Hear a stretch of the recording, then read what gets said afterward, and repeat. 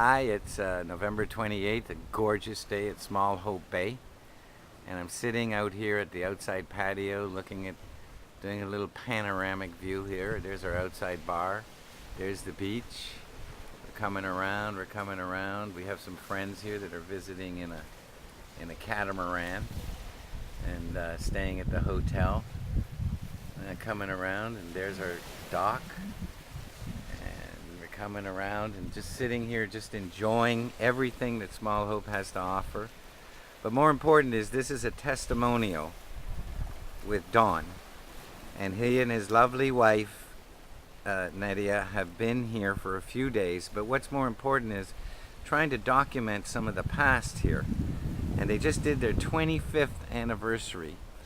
So I'm going to focus in here on Don, who was here back in the early 70s. And Don, just tell us a little bit about that. Yeah, when we came over here, we were attracted to the place because of aviation at the first time.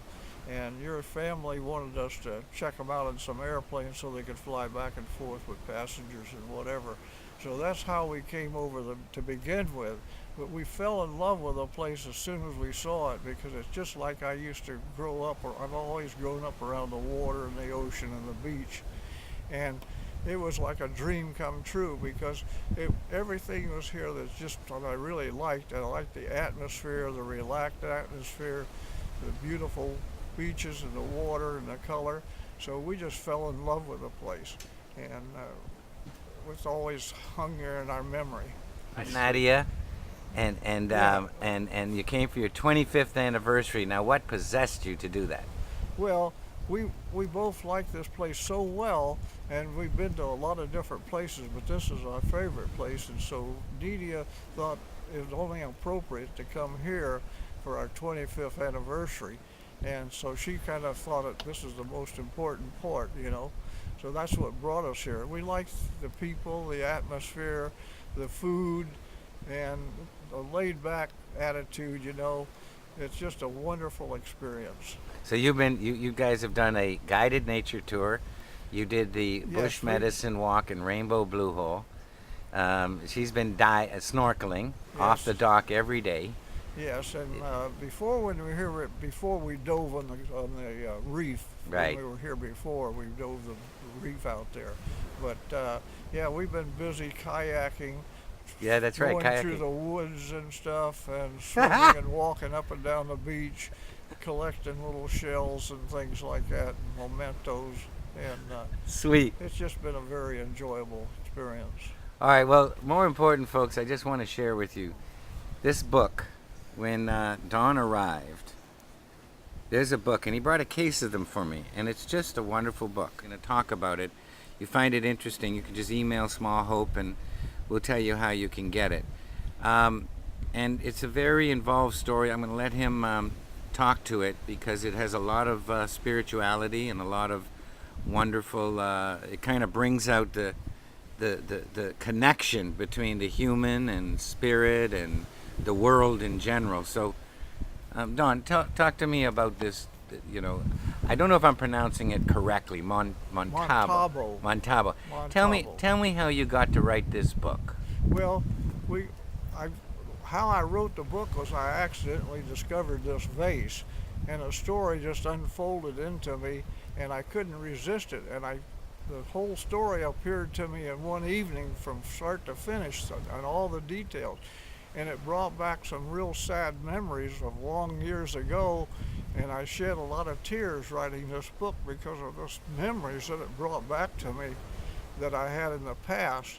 And so it was like being reborn again, and I just had to copy down what was coming in my mind about how I was when I was alive many centuries before.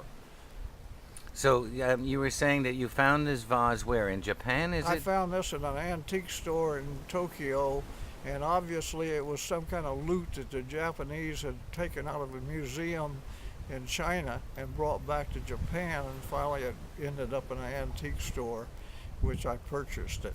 And when you saw the vase, you were telling me, I think, that you almost walked out, and because you're not really into that, but then this vase caught this vase caught your attention, and you said, "I've got to have it." Yes. And then it just became a kind of a living story, and you Yes. had to document this. So Montaubo's really about something that you kind of went through before, and this vase just gave you all of this spiritual guidance to write Yeah. this book. Is that right? Yes. Montaubo is a crossbreed between a Chinese and a European, and he sings. He's a shipbuilder, just like I am now. I like to build boats. I built a 35-foot ketch. I used to sail back and forth, and so he was a boat builder, and he also sang, which is more like a kind of an opera. So he got involved with this.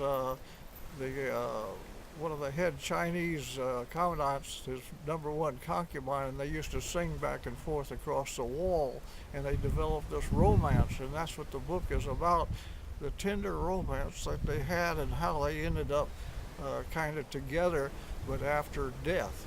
And then they were swept out to the sea, and they drifted in the oceans for centuries, and finally he washed up on the beach in a shell, and a young couple walking along the beach collecting shells picked up this shell he was in, and he became her baby that she was carrying. He became that baby, and he was reborn again.